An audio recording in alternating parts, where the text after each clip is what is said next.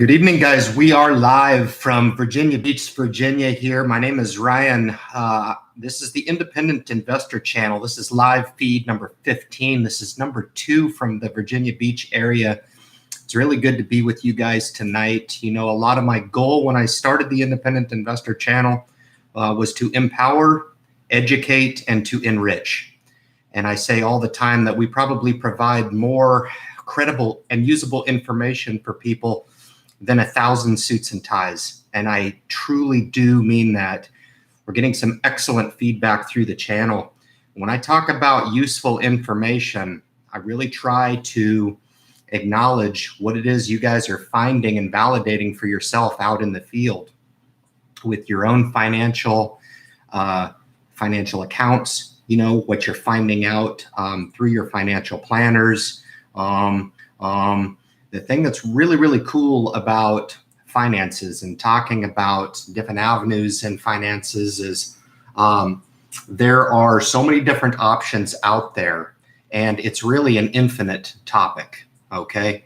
And a lot of you guys are seeking and finding the validation that you need for yourselves in earmarking some of the subjects that I talk about, okay?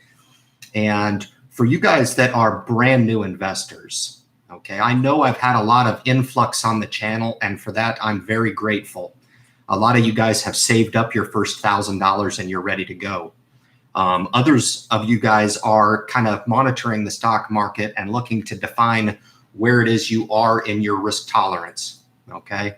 You guys are starting to earmark and get some savings built up. You're starting to earmark some maybe credit card debt that you've accumulated, or you're looking to pay down to make yourself that much better of an eligible candidate to enter into the stock market. And furthermore, you guys are starting to earmark some of the brokerage accounts that I recommend all the time. And it was brought to my attention last week that the 5 brokers that we recommend on the Independent Investor Channel, Fidelity, TD Ameritrade, everybody who follows me know that I do business with Bank of America, Merrill Edge, who's very, very good with their self-directed program. I absolutely want to offer, based on some testimonial that I've received through the community, Charles Schwab as well. I've got some folks in the military that do self-directed investing through the USAA, and that's totally fine. And then, of course, Vanguard is one of those top-tier brokers that we talk about. And finally, M1, which I'm actually really, really enjoying that platform. It's very simple, very straightforward, very easy to set up. I've got those all linked in right now with my existing accounts. I'd like to welcome everybody who's coming into the group. Guys, this is really all about you, okay? I do these live feeds to offer up some value to you guys. You know, again, just to earmark, a lot of folks who have been investing in the stock market for a number of years and have come across my channel. I've struck a nerve with some folks, certainly, who are looking at their program and saying, "All right, I wasn't sure if what you were talking about was correct with regard to the fees in those accounts. You know, I was recommended by a friend of the family, or I was recommended by a boss of mine to go and sit down with this financial planner through referral, right? And now, in retrospect, when I look at the products that I was sold, I was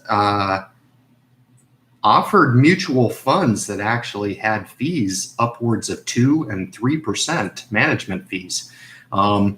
And guys, what you'll learn a lot about on this particular channel is that we focus typically on the foundation building.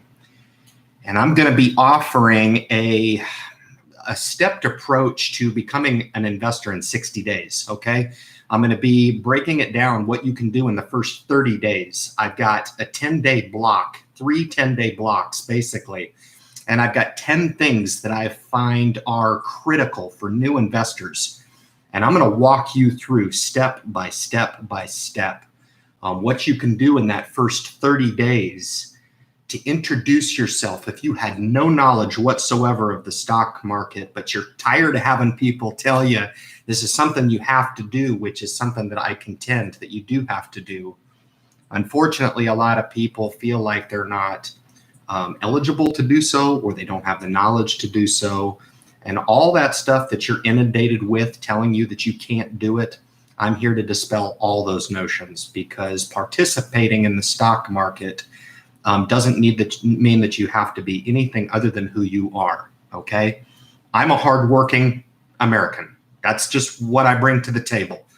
And for you guys that have any inkling whatsoever about what qualifies me to sit in front of an audience of over 6,000 people and talk about finances, I'm very proud to admit that I am not a certified financial planner, okay? However, what I do have is about 25 years of experience actually participating in the stock market.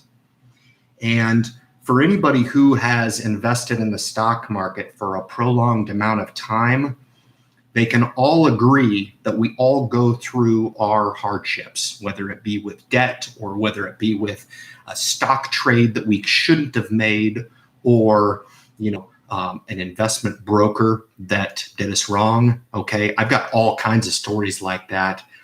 And when I talk about validation and somebody sitting across from you and offering ideas about the stock market, which would you rather have? I think a lot of the accepted approaches that people have deferred to for many, many years has been the status quo. And I think people seek out those false validations so they can feel better about having representation, okay? And I understand a lot of people who would come across the Independent Investor channel and say, no way, I'm going to invest on my own. It's way too scary. I can't do it, all right? And a lot of the chronicle of videos that I've put out there address this very topic and talk about how that can be one of the biggest mistakes or financial mistakes that you'll ever make in your life, by basically putting your money to sleep and prohibiting those dollars to grow into the future, guys. So welcome to the live feed this evening. I really appreciate the participation. I'm really all about you guys. I really want to earmark a couple of questions that I've received through the community this week with regard to how much stock you should potentially own. I've made some huge changes to my portfolio this week, and I will be giving you guys those insights this evening on the live feed. This is some of the benefit that I try to turn back to you guys in keeping you guys pulsed in on how it is that I manage my portfolio, which has climbed now well in excess of $300,000 now. I've said many, many times, I make less than the median income in this country. I'm a very hard worker, but if I'm managing a few $100,000, I expect everyone who's listening who may have $0 invested in the stock market to really sit back for a second and say, hold on a second, if I've got $25 to invest per month, can I participate in the stock market as well? And the answer is absolutely. You have to buy into the concept of relativity when you're talking about money. You really, really do. And we're going to talk about some of that relativity and why I made some of the moves that I did this week to safeguard some of my assets in some fixed income products, again, offered through Vanguard. And I'll give you guys those percentages and breakdowns as well as we move through the live feed. But I want to take an opportunity here to address some of the members who have made their way into this Friday live feed. I thank you so much. Guys, you can get way more value out of spending an hour or 45 minutes or so or catching this live feed at a later date than you'll ever catch going in and trying to trust a financial planner with your money, okay? This will be liberating, all right? It will be a liberating, life-changing event as it was for me when I discovered it. Because again, I contend if there aren't guys like me talking about it, yes, through YouTube, as funny as that might be, all right, offering sound financial advice through YouTube, I get it, trust me, all right? I've said many, many times, trust my theory and tell somebody you're taking your financial advice from YouTube. They'll suggest you go see a psychologist for doing so. But I do contend that the information is valid, true, and it is stuff that I do on a day-to-day basis. So welcome to the group.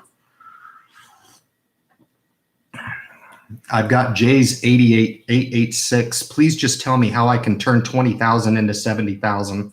I want to wait 30 years. I need it now. That's an interesting question. I'm not really sure how valid the question is for my particular forum, and I have no reservation at all about letting somebody know, depending on how old you are. You don't want to wait 30 years. I would contend that $20,000 in 30 years could probably compound well in excess of $70,000. The way I will answer that question, and I will only spend about 2 minutes on this question, because again, I don't know how sincere it is. And I deal with folks like this all the time who come on and they say, look, I want magic. Okay, Ryan, help me. Make no mistake, the advice that I push through on the Independent Investor channel is based on experience. Okay. And if you want to take $20,000 and invest that $20,000, the very first thing you should do, I don't care what your age is open your Roth IRA, okay? And make sure that it is a self-directed variety. Now, with that $20,000, you're only going to be able to fund with $5,500, all right? What I would like you to do is take the remaining dollars and put it into your savings account, all right? Assuming that you have a job, which you haven't told me, and assuming that you have a relatively strong risk tolerance to the stock market, depending on how young you are, and assuming that you want to grow that aggressively, go ahead and invest that into some single stock if you're young enough. All right. Now, if this is your first $5,500, I recommend that any new investor get diversified and enter into an ETF product like either the VOO, which is the S&P 500 fund offered through Vanguard, or the Vanguard's Total Index Fund. Now, out of that $5,500, I would take $4,000 and put it into either the VTI or the VOO. The remaining funds, I would allocate 15% each. Let's do a 70, 15, 15 allocation. The remaining 15% I would do in VO, all right, which is Vanguard's mid cap ETF, and the VB, which is Vanguard's small cap, all right? So in 1 minute, I've given you probably the most credible advice. Now, in 30 years, are you going to have $70,000? I don't know. I'm not a magician. But what I did tell you, if you did listen to me, is by opening the self-directed account, I don't care what assets you put in there, you will end up at where you want to be with your financial goals, because I put more value in the type of account that we set up than coming up with some magic concoction of stock. And I don't really believe in that, to be honest with you.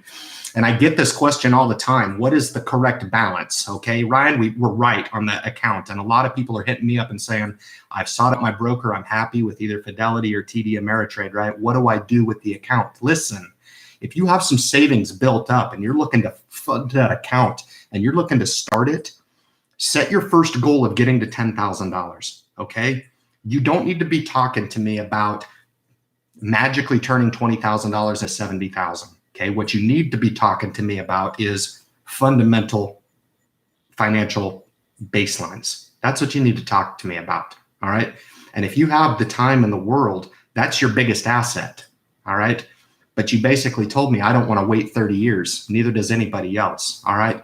But trust me, that 30 years will go by, assuming that you work a career, you live your life successfully.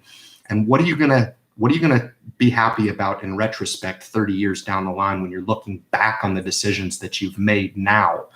I would say congratulations to you. You've made yourself to the Independent Investor channel. And I'm very, very unknown right now. I'm not a discovered channel. I do a lot of my live feeds through YouTube, and I've got a very loyal following of people who have actually put this information to work. Why? Because I can speak in depth about it, all right? And I would challenge you to go find that information on any other YouTube channel out there talking about information that they actually deploy for themselves in their own lives. So that's really cool start off. I really appreciate your question. I hope it was coming from a genuine place. I'm sorry to give you the politically correct answer from my perspective, but in my personal opinion, it is the right answer to give somebody. But I think all too often, people are way too concerned with seeking out the perfect stock or building the perfect portfolio, and they forget to realize that the compounding will take place in whatever account you set up.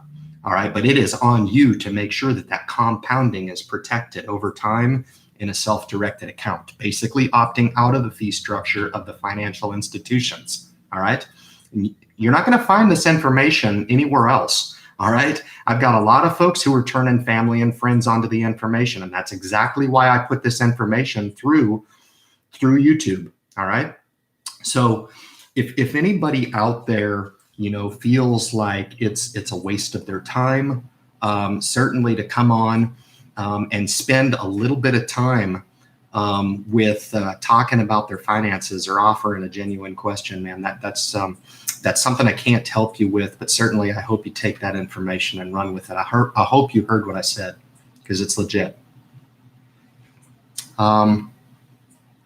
All right, let's see what else we got on here, guys. Got a really cool group. It's awesome to be with you guys. I'm going to focus on you guys tonight. I've got 1-0, very loyal. I've got David, who welcomes me back. Thank you so much. I appreciate it. Some of you guys, I kind of forget who hits me up through the subscriber base. I've got my Facebook group ambassador. I do have Ernesto on the line. Ernest is really one of those loyal guys. Thank you. I gave him kudos last week, and I'll give him kudos again today. I didn't even recognize him last week, and I apologize for that. But now I connect the dots. Thank you, Ernest. I really appreciate it. I'm used to seeing your picture in the group, man. So it's really good to see you, man. Thank you for all that you do for people, man. I hope you guys appreciate how much value you guys are getting out of that Facebook group, man. And I might add, free of charge, okay? And I would contend that anything today in today's society, nothing's free of charge, man, nothing. Trust me. If you don't believe me, go watch Jeremy's channel and tell me if his information's free of charge. I've got one again. Good evening. I'm over in Virginia area right now near you. Awesome, man. That's really cool. Should hit me up. I'm actually looking for some studio space. So if you guys can't really realize, I live in an apartment and it's extremely small. So I've actually put the YouTube studio away, and I'm actually struggling a little bit right now trying to find some studio space. If I can find somebody with, you know, a 5,000 or 10,000 square foot mansion that has all the money in the world, that doesn't mind putting me up in a studio, I will provide all the free financial planning you could need. Have a personal financial planner in your back pocket, man. I'll set you up for multi-millions, but I'm just throwing that out there. I'm really struggling right now trying to find kind of a niche of where I'm going to actually continue on my regular uploads, which I'm going to, of course, default back to the 5 to 8 minute videos, real strategic, really, really down to earth approaches to helping you guys on certain topics that I've got earmarked. I just have not put on wax just yet since I've been here in Virginia. I can't do it. So a little bit of struggle there. Just evolve with me, guys. Trust me, if I was making $10,000 a month through YouTube, I'd probably just rent a studio. But trust me, we are not there. The value lies with you guys on this channel, no doubt. That's cool. Yeah, Virginia was 105 degrees today. It was pretty hot. I've got in Munch. Hello, Ryan. Love your content. Tuning in from Tulsa, Oklahoma. That's really cool, man. Greetings to you. Maurice Rogers is in California. One of my favorite states, man. It's right below Oregon. Oregon is my favorite. But yeah, I was just out there for some training, man. It was amazing. I had a good time. It's nice to see you guys. Larry's on the line. I'm really enjoying Robinhood. Great to get rid of the trade fees. Yeah, David. So I've done videos on this, and actually when I did my review of Robinhood, and correct me if I'm wrong, I don't understand your situation there. Robinhood does deliver a very interesting product in that they don't offer trading fees, and that's a good thing. I will contend and, you know, look into M1 Finance for me, because they offer the exact same product as Robinhood. The difference is in M1 Finance, they actually offer self-directed Roth accounts, which is a big deal. Robinhood does not allow you to buy partial shares, from what I understand. M1 Finance does. And I will just tell you, carte blanche, I feel like it's a superior product to Robinhood. And I think they're winning a lot of business right there. I've never invested in Robinhood. As a matter of fact, I've kind of had my problems with Robinhood, probably sending a lot of new investors down. Probably an ill-advised path to start. It's kind of backwards investing to start a brokerage account before a retirement account. I contend that new investors need to start the most important account that they could ever start in their life, and that is a retirement account. Now, if they're working and they do have a 401k, I would add the individual account on top of the 401k, which you can do.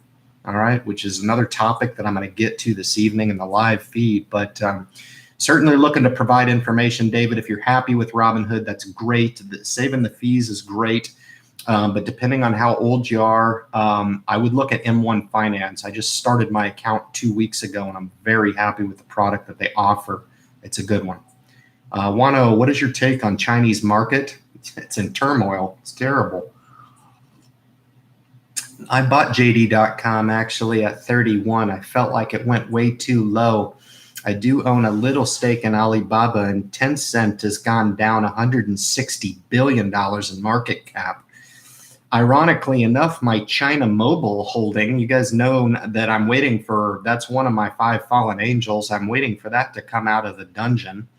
And China Mobile is actually starting to move north, along with a lot of other telecom sector names. And if you don't understand kind of what's going on right now, I think China is feeling the pressure, and the stock market in the United States is benefiting from all the other turmoil. So there's quite a teeter-totter going, a give and pull, for lack of better terms, on whether or not the U.S. stock market, as good as it's doing, is susceptible to the weakness right now in China. So there's definitely some give and take going on here, but I actually think that the Chinese are going to be forced to come to the table and look at these trade deals.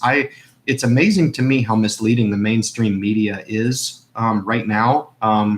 I would just seek out your news through alternate means. Get your smartphone and seek out the news. I don't care what your political affiliation is, but good grief, if you want to know what's going on in the world, don't watch TV, because it's more for entertainment than actual information.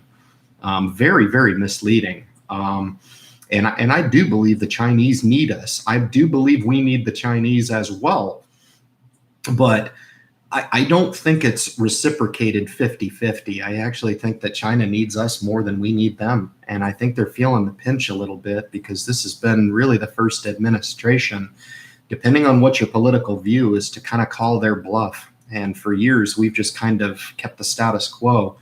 And this is really causing a ripple effect. And whether or not some of these tariffs go into place, whether or not it initiates a trade war, whether or not the stock market suffers in the short term, I really think it was very, very necessary, guys, because we've been taken advantage of for a long, long time. I saw it firsthand, and I see it firsthand. I'm not going to get into the specifics about what I do for my day job, but I see it all the time down in the trenches. I see it all the time. It's bad. So I did pick up JD.com. I think I picked up 50 shares, I believe, a rather small position. I did pick up Cisco right before they reported, made a quick $250 on that trade. That was fun. That was about an hour. I bought them before earnings, and I went to the gym and I worked out, and I came back and I sold the stock at $46.50, I think, and netted $250 in an hour. That was cool. That was kind of fun. I should have done the same thing with Walmart. For those of you guys who have taken my recommendation, I know Walmart was one of the one of the stocks, blue chip at that I recommended on the collaboration that I did with Ryan Scribner in upstate New York. And for those of you guys who actually listened to the advice, congratulations. I'll drink to that, because Walmart is probably going to go into an upswing. And what I was going to say is, what's going on right now in the stock market, you'll notice that there's some rotation to some of the high-flying stocks, Netflix, NVIDIA, Facebook, Google, all those stocks. Now, I own Google, Facebook, and Apple as well. Now, Apple's been exempt from this, but I think Apple is actually benefiting from some of the rotation and some of the higher flying technology names, Google and Amazon specifically. And there's some sector rotation going on right now, which is completely normal. But you'll notice that Netflix, Nvidia, Google, Facebook, Amazon, some of those names are kind of taking a little bit of rotation right now. And some of the utilities are heating up right now from what I see from my perspective, and telecom is actually heating up. You guys remember that I invested in the Vanguard's VPU, which is their utilities ETF. That's actually almost climbed back to almost even now. I was down a pretty significant amount in that utilities index. But for you guys that are, I always talk about a balanced portfolio. Now with single stock, it's much harder to diversify. Okay. But, if you guys were looking to seek out some diversification across all the sectors, the utilities will get it done for you. They're kind of boring, the higher than average dividend. But I thought that was a good way to play the utilities, and I've owned it for a while. I'm happy to do so. Evening, I'm a hardworking Canadian, and I love Canada. Yeah, you're in one of the most beautiful countries, man. I love it. It's awesome. Greetings, man. Hope everything is well up there in Canada. Good evening, our financial advisor. Yeah, don't cuss at me like that, man. I'm just a fella having an open discussion. I think it'll be fun, 5, 10 years, maybe even 15, 20, because I'm going to do this channel the rest of my life. No doubt about it. I love doing this. You guys are going to see me posted up at a house that I build someday in my personal office, offering YouTube discussions for people who will listen. No doubt about it. I don't care who listens, because I know the information can help a lot of people, no doubt. But my vision is to actually see some of the community folks that have grown over the years. And that's really the beauty of this community, is that you can put some of these ideas to work and you can grow just like I'm looking to grow. It gives us that really awesome connection in that, right? Most YouTube channels you'll tune into and you'll watch somebody punch themselves in the face for an hour and then you're done. There's no prolonged benefit from it, okay? And the cool thing about the channel that we're looking to, that we're really looking to instill in people is that enrichment piece. It's so important that people seek out a message and they're able to reciprocate that message, and they're able to take some of the concepts and put them to work, okay? Which kind of gets me to one of my topics that I really want to talk about tonight, and I'll get back to these questions here in just a second. But I've made some very interesting moves in my portfolio. I've moved about 20,000 into some fixed income. I bought 6 bond ETF and fixed securities ETFs through Vanguard. And I've been hit a lot on how much bond exposure, if any, do I have? And it was none for a long, long time.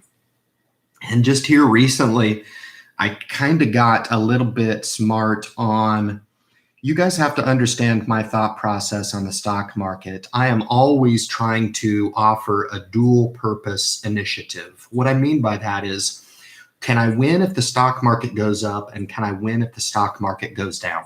Okay. With every decision that I make, I ask myself that very same question. Am I making a move to benefit if the stock market goes up or if it goes down? All right. You're looking to win in both scenarios, and you think, oh my goodness, if the stock market goes down, I lose. Well, not necessarily. If you've planned correctly and you've got a good, balanced, diversified portfolio, and you have that cash on the side to deploy when the stock market inevitably does go down, and trust me, guys, it will go down eventually. All right. And that's why I offer that all the time. You have to understand that my stock portfolio, I felt, was a little bit too lopsided, a little bit too heavy in single stock allocation. So what I ended up doing was taking 10% and starting a nice fixed income portfolio outside of my Roth IRAs. I started this in my brokerage account, okay? And what I did was I split it up between 6 ETFs. I bought 2 long-term bond funds. One was a treasury account, one was a bond account, and then 2 intermediate term and 2 short term. Okay, so that will really cover all of the fixed income landscape for myself and offer that kind of baseline that I'm going to look to build upon. I took some fairly small positions, 50, 35, and 30, I think is what I did on both of them. Okay, and I think BND was one of them. I'll have to give you guys the exact ticker symbols. But if you guys looked on the Vanguard's website and you look at the fixed income on the top, the treasury section and the bonds section, you're going to see I picked 6 right out of there. And actually added some fixed income to my portfolio. I'm so happy to do so. It just continues to diversify my base. I did pick up some exposure for my spouse in her account because she doesn't have really any exposure to a nice large cap stock fund. I ended up buying VTI for her. I bought a mid cap ETF for her, and I bought a small cap ETF for her. I already have that in the TSP. So now we kind of both have those baselines of diversified product, and I'm going to actually be looking to grow those over time. So that's the big portfolio change that I did. I did scale back on some of my single stock exposure, took a little bit of profit in some of the stocks that I was up. I have some losing positions on some stock now that I'm just going to let those ride. I'm fine, and I'll end up filtering out of those over time as those go from the red back into the black. Okay, and they do. They will over time. Okay, I don't sell in the red. So I'll wait those positions out, and I'll look to filter some of those into some of the diversified products. Why am I telling you guys this? How much stock should I own? That's one of the flagship questions that I get through the group all the time. How much stock should I own, Ryan? I'm a new investor. How much stock should I own? Should it be 5? Should I own 10? Okay. I want you guys to really understand. And if I was in your shoes and I was 20, 30, 40, 50 years old, it makes no difference whatsoever. What would be the advice that I would want if I had $1,000 to invest? Okay. The advice that I would want is to be told this. You need to get to your first $10,000 before you invest in single stock, okay? And I haven't been very clear on this, and my approach and my advice has evolved over time in what is applicable to what a new investor needs to hear. And your goal should be to get to your first $10,000, okay? What that's going to require you to do is it's going to require you to pay yourself first. It's going to require you to prove to yourself that you can put 25, 50, 100, 200, 400 away per month and pay yourself and prove to yourself that you can not only invest that money, but you can keep it that you can keep it invested. Okay. Why do I recommend ETFs or indexing? Okay. What you're buying with that initially is the diversification. You're buying it up front. All right. If you start to try to pick the winners out of the S&P 500, how much are you going to be able to pick out of there if you only have, let's say, $5,000 to start with? Anything less than 10,000, you're really only going to grab such a small piece of the S&P 500. Chances are you're probably going to grab the piece that isn't going to keep pace with the S&P 500. And make no mistake about it, when you buy the S&P 500, you're guaranteeing yourself to match the market. Are you going to beat the market? No, you're not. But you're not going to underpace the market. Okay? You're going to guarantee yourself that if the S&P returns 9%, you're going to make 9%. If it loses 20%, you're going to lose 20%.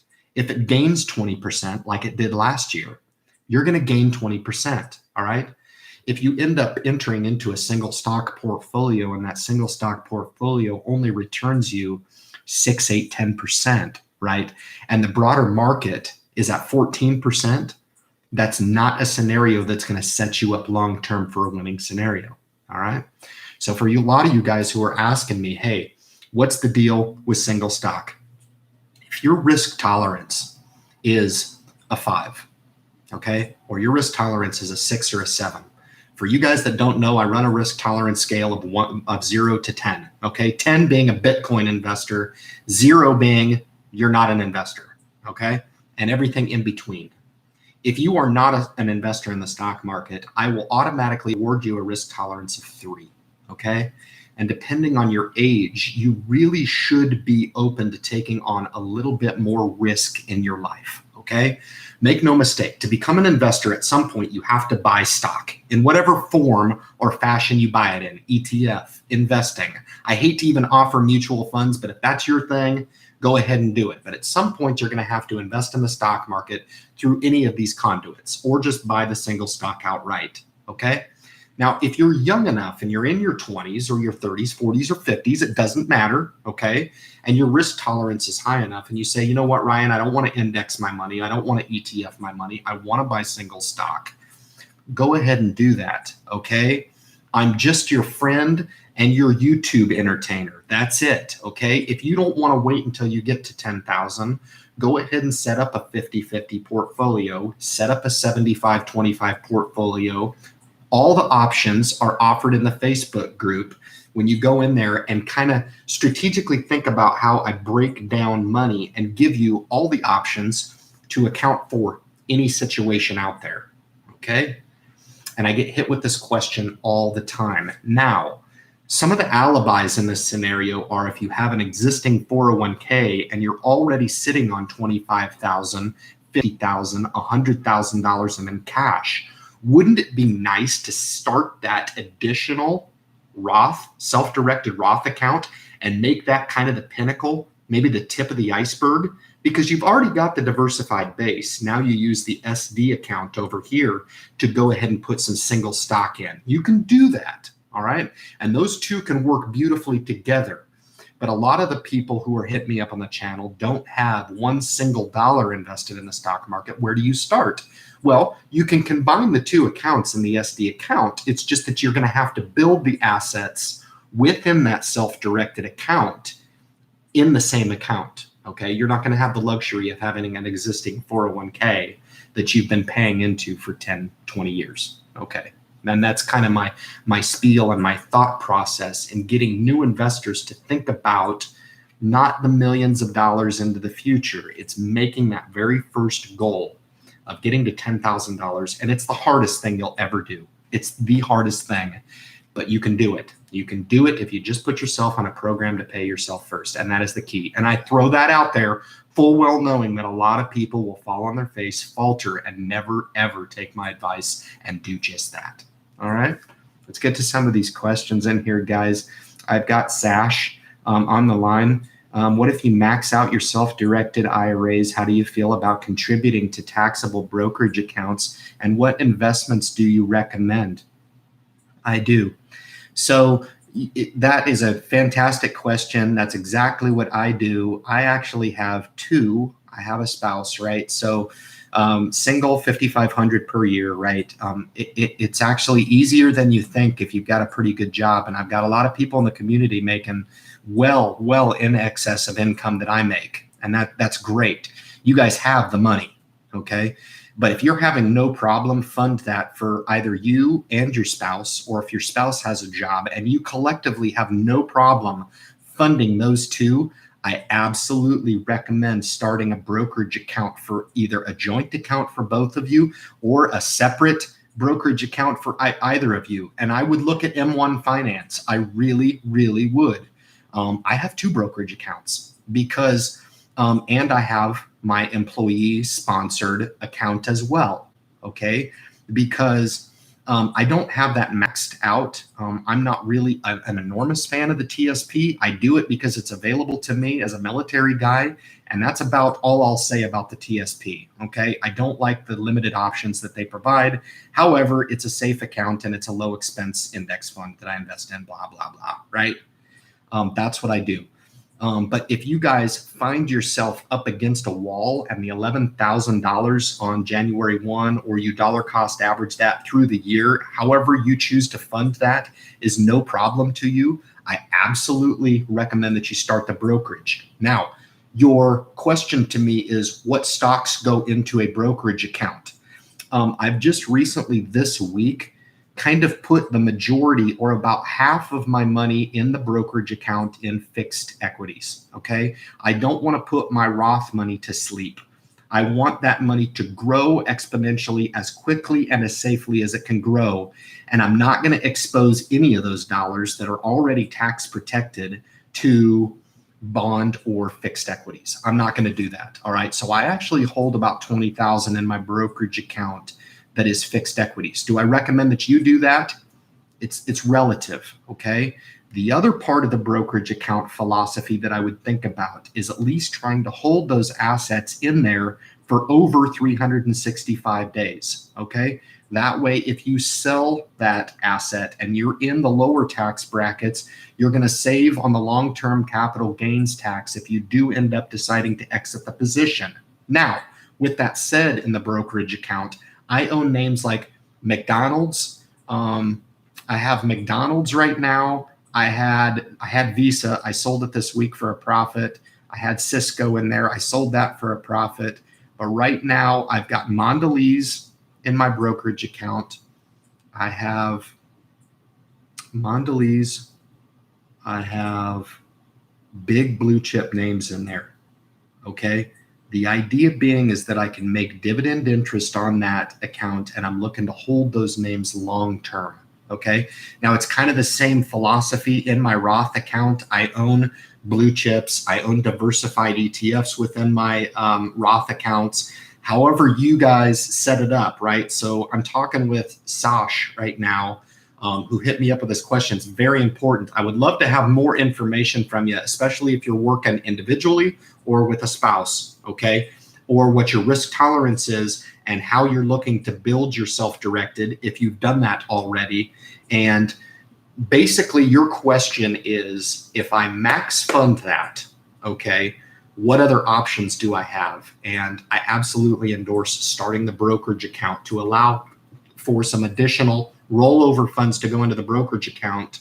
And of course, if you get into a job that offers a 401k, especially with matching, you absolutely jump on that as well. And then you'll have all three of your accounts set up. So that's an excellent question. Thank you for asking that question. It's exactly what I do, because basically I want to invest more money, or at least have the option to invest more money than the Roth accounts will allow for every year, year in and year out. Okay. Very good question. Thank you for that. Added a new blue chip dividend stock. This is my self-directed IRA this week, 3M. I own 3M as well. Been watching to add this 100-year dividend pair to my cornerstone collection. Avi, I am addressing Avi's question right now. 3M is absolutely a cornerstone in the portfolio. It absolutely is. It can mean the world to your portfolio and meet a very, very nice industrial type of play for you. It's one of my favorite stocks. I own it long. I only own 10 shares right now. I've owned it in the past. I wish I would have held it. I wish I would have. That's a great topic for a video. Honestly, I may come out with that. I wish I would have held 3M. I wish I would have held John Deere. I wish I would have held Apple Computers. I wish I would have held Visa. You know, what's the lesson out of all this? Buy good blue chip companies and hold them into the future. I just heard Jeremy this week talk about this. I think he's turning over a new leaf on his channel, and I'm proud of him. He's turning over a new leaf, and he's talking about the importance of long-term investing. Finally, it only took 700 videos to start talking about the importance of long-term investing. So I tip my hat to him.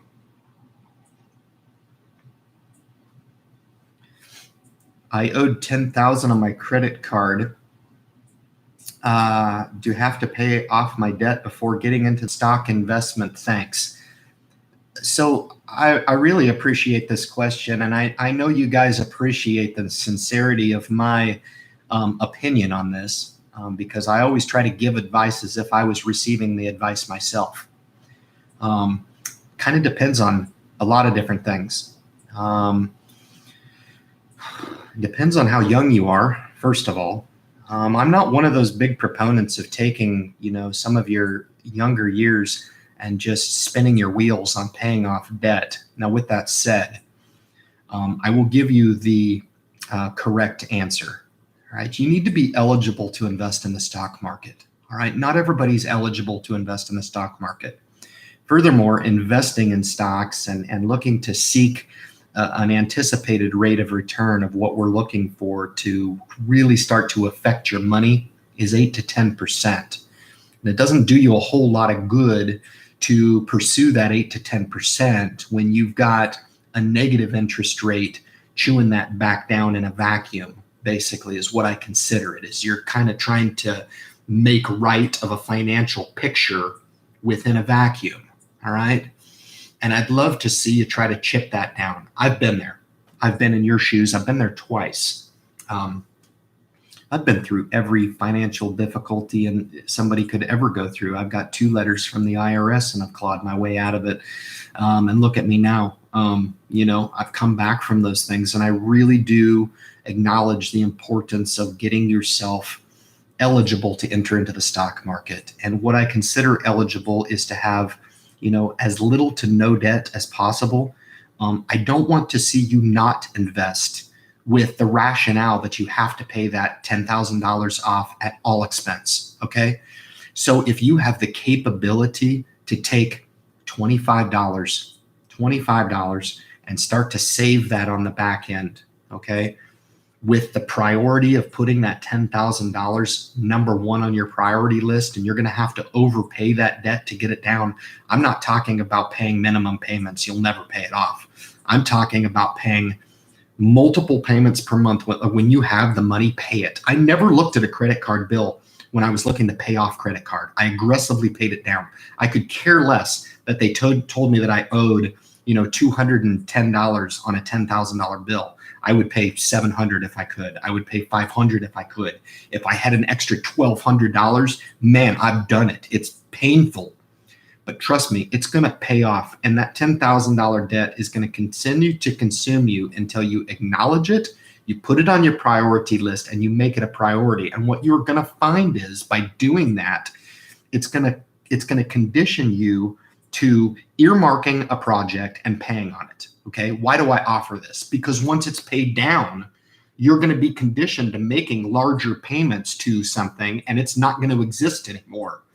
Now, what do you do with that extra money? That extra money can be channeled over here to your investments. Start building up that savings that I told you, or maybe you've done what I told you, and that $25 has added up to $500, maybe $1,000. Maybe you've got a little discretionary cash and you've got that going in there and you're building it up.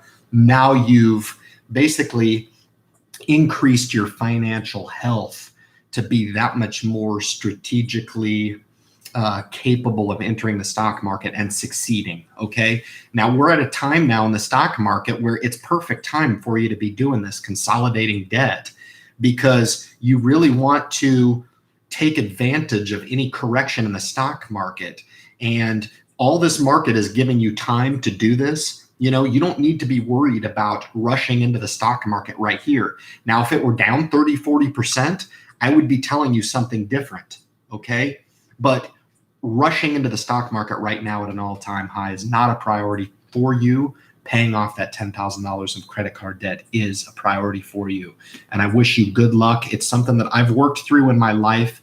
It's something that I tell you what, the average household debt in this country is $11,000. Okay. Less than 50% of the people in this country have less than $1,000 in their savings account. Those are facts, guys. So I try to address that $1,000 as being that 50% barrier, in that 1 out of every 2 people can't get over that financial barrier. And if you have, then I'll drink to you. Absolutely. I'm proud of you. Quality following. Thank you, Cal. I appreciate it. I've got Brent on the line, financial investor, guys. Don't see them hitting 420 by the year end. Reminds me of Tesla. Actually, he mentioned 420. That's kind of funny. I don't see him taking them private. He's sort of lapsing on being unable to sleep and getting stressed out. It's talking about average Joe. I got average Joe right here. Okay. I'd skipped down. I apologize. This thing jumps all over the place. Tesla's bleeding more than Facebook right now. Yeah, well, Tesla doesn't make any money. Facebook does. If you guys are looking for a higher growth name, I would jump on Facebook right here, no doubt. So they make money hand over fist. That's a company that every business in this world has to do business with. And Tesla is not. All right. So what do you do with Canopy Corp? Constellation Brands team up, stock jumps $12 a share. Yeah, Canopy's. I had some family members take some position actually this week in Canopy Growth. I don't know. It'll probably be a triple returner. It's really good. I love the move by Constellation. I know they got beat up on it, but I think it's a fantastic move. It's going to pay off over time, no doubt. It will pay off. Constellation is my favorite spirits brand. They've talked about this for a long time, and good on them for trying to get ahead of grabbing a $400 billion market that they're trying to grab a hold of a little bit. So they made a big move in doing just that. So I owned 100 shares of it. Hey Doug, are you talking about Constellation Brands, or are you talking about Canopy Growth? That's a pretty awesome move. Tesla's fascinating since Musk said he'd consider trying to take them public at 420. Yeah, I've got Dave and Average Joe Investing. Man, I really want to take a moment to thank you for your long-standing support, man. Really appreciate it, Dave. I hope all is well with you. Another couple channels that I throw on the channel. Hopefully it helps you guys. I don't know. I'm a small channel too, so I think it's kind of cool that we help each other out. Appreciate the support and the message, man. I hope it makes you and your group as well that follows you guys better investors. That's really, at the end of the day, what we're looking to do. Bought in at $20 a share. Wow, that's you're gonna have a doubler there easy here pretty quick, Doug. No doubt on Canopy Growth. That's pretty cool.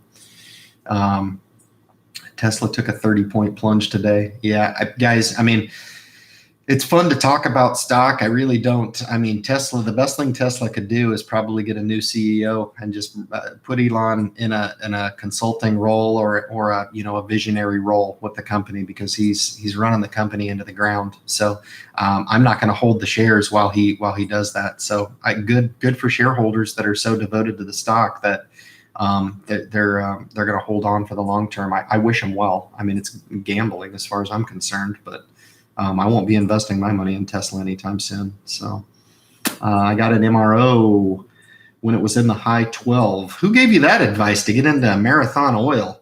My goodness. I seem to remember some guy from the Independent Investor channel offering some advice to get into MRO at $10. So you guys MPC is a great company as well. I believe they spun off MRO back some time ago, but they're very well managed. So they pay a pretty good dividend. I don't own MRO right now. My oil holdings, as you guys well know, I believe is ExxonMobil, Chevron, and Royal Dutch Shell Class A shares. Those are my three energy holdings right now. And I think energy is going to be on the upswing here pretty quick as well. So you told me about it last year. Yes, I did. Yeah, it's good. Hey, listen, you win some, you lose some. Don't get overzealous, all right? MRO was a pretty risky trade back when I offered it, but at $10, it was trading in a very reduced multiple. So I'm glad that worked out for you. It was a doubler, and that's awesome. I mean, there's an infinite amount of ways to win in the stock market. That's the cool thing about the stock market. And when I'm talking about portfolios with single stock allocation, and I'm talking about a diversified base in a portfolio, the cool thing about it is both of those scenarios can win. We're just trying to pick the most appropriate for investors relative to what you have. And I feel like anybody who's looking to achieve that first $10,000 mark in the stock market, there's probably a more prudent way, right, to build wealth in the stock market, depending on what your risk tolerance is. You got to get to that $10,000 mark first, as quickly as you can. And whatever method you choose to do, that should be your preliminary goal, is to build that up to that $10,000 mark. And that's where you can kind of start to add, a couple stock names to it, if that's what you want to do, and continue to grow that diversified base. I have RDSA and Kinder Morgan. Kinder Morgan's been crazy, man. It's been around 20 for so long. Was back and forth on MRO and KMRI, bought KMI during their huge drop. That's nice. If you picked them up sub 20, I think you did really good. I'm just not really sure why Kinder Morgan is still hovering in the low 20s right here. I don't get it. MRO's doubled. I think you'll be fine with KMI. I remember KMI in the 40s. I traded it for a lot of money in the 40s, back before Brent crude went all the way down to $20. So did you jump into buying more shares of Aurora, Ryan, since it dropped? No, I didn't. But thanks for asking. I didn't. I didn't buy Aurora. I jumped in again. Of course you did.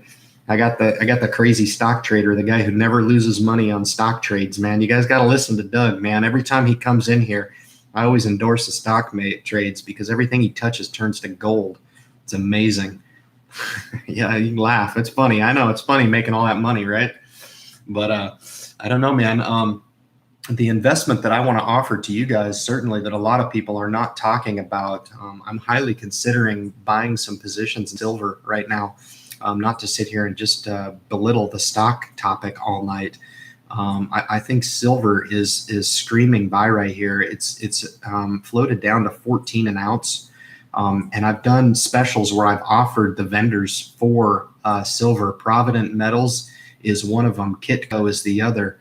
And I think if you guys were looking to add, no more than 5% exposure to precious metal, certainly there's a lot of responsibility that comes with owning precious metal. I understand that, but I've dealt with a few folks that have hit me up wanting my opinion on what I prefer.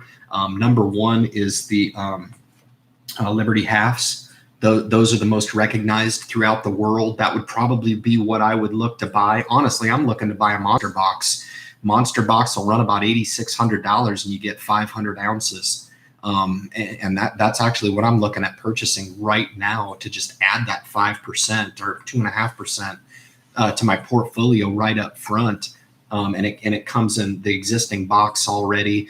You can have them graded after they come to you if that's what you want to do. But I would probably just hold the monster box. But silver's a really, really attractive investment right here. Nobody's talking about it. It's pretty amazing. Still buying into these guys are awesome. Yeah. So listen, we've been going for about an hour now, guys. I really appreciate it. It's been an awesome live feed tonight. Kind of keep in mind in summary what I've offered. I'm struggling a little bit right now. I am living in an apartment and I don't have a lot of room in this particular apartment to set up a full YouTube studio. That's really kind of the reason for the lack of weekly uploads that I had done. I was doing 2 or 3 a week there, normally 2 with the live feed on Friday, but I'm just kind of skimping by and I'm really missing out because I've got a lot of topics that I want to address with you guys. I'm going to do the first 30 days, the evolution of an investor, and then the remaining 30 to 60 days. And I'm going to be breaking down those 10-day blocks for you guys, for new investors, to kind of use as a roadmap to understand what critical steps you have to take. And I find this all the time that people are looking to jump, to step 35 on the list, and they haven't gone through the preliminary steps of really giving themselves a chance to identify budget, identify that good broker, make investing a priority. Some of those things that you kind of have to do if you're going to step in and be a successful investor. So I'm going to be offering that. I'm going to be offering, of course, the snapshot of the portfolio. I'm going to be chronicling single trades as well for you guys. So when I enter into a position, I'm going to chronicle that particular trade and then actually offer when I exit the trade. A lot of other topics that I want to address. Certainly want to carry on with my investing as a 50, 60, 70-year-old. Some of my investors that are, they've lived through life and they've earned the right to do what they want when they want, are really, really excited by the prospect of getting into the stock market. Why? Because they want to, and they don't need my permission to do so. What I can offer is some very, very interesting strategic ways to entering into the stock market, and I've done it for a lot of folks already. And I know they've benefited from it. I don't think anybody is exempt. I don't think anybody is, shouldn't be investing in the stock market. I just think that in relation to the safeguarding of the money that I've done this week, it's really relative to how much exposure you have to the stock market. So if you're a little bit older in life, that's when we start to introduce a little bit more fixed equity exposure to the portfolio. If you're 50, I would say that 50% is a good metrics at the least, right? We kind of start there to make sure that 50% of our money is in a fixed income equity product. And it can be in relation to what you've built up over your life. Let's say you've got some paid in a retired or an employee sponsored program, right? Allows you to be a little more aggressive with your retirement portfolio or your brokerage account or whatever your goals are. But I'd like to carry on with that. But until I find a place where I can actually film YouTube, the live feed I enjoy the most because it's the most interactive with my group. And hopefully we're turning back some benefit. Hopefully we're offering things that folks are seeing, new investors, who want to really just know where to start and how to get going. Hopefully they're turning into this and they're finding some really good value, some really unique value from what I know. Guys, I'm going to sign off tonight. Please don't forget to click on the like button on your way out. There's Ernest. Man, he's always supporting. Man, I love that guy. I'm going to invite him. I will meet him someday. I guarantee you that. I guarantee it. I'm one of those guys that values relationships. And what I said earlier about your involvement in the community and the movement, if you're a direct participant in the Independent Investor Channel, do not hesitate to provide that referral and offer some indirect connection to the Independent Investor Channel message. They don't have to come on and watch me. All I really care about is they get this information in their hand and they know that it is available to them. That is the goal, and it's been the goal since day one of the channel. We will continue to grow, empower, educate, and enrich people as we go forward, guys, because like I say all the time, we're probably providing more value than 1,000 suits and ties on this channel. And that's exactly what we aim to do, guys. Thank you so much. Thank you for joining on a Friday evening. I've kept it a little bit over an hour, so I'm actually proud of myself. I usually go for an hour and a half. But guys, be well. Have a good weekend. Hit me up through the Facebook group if you can. I know Ernest will probably respond to you. He's been really carrying that group, and I can't appreciate him anymore. Adolfo, some of those other guys, Jared Odell as well. Some of those guys are just killer, posting some killer content. And that was really the whole point of that Facebook group, is to get those really awesome articles out there that aren't available through the mainstream media. All right, because you watch the mainstream media, you're going to end up confused. Enter into the Facebook group and really read those articles that are being posted, and they're for your benefit, free of charge. And that's what they're aimed at, guys. Thank you so much for tuning in, guys. Good luck in your investment future. Thank you so much.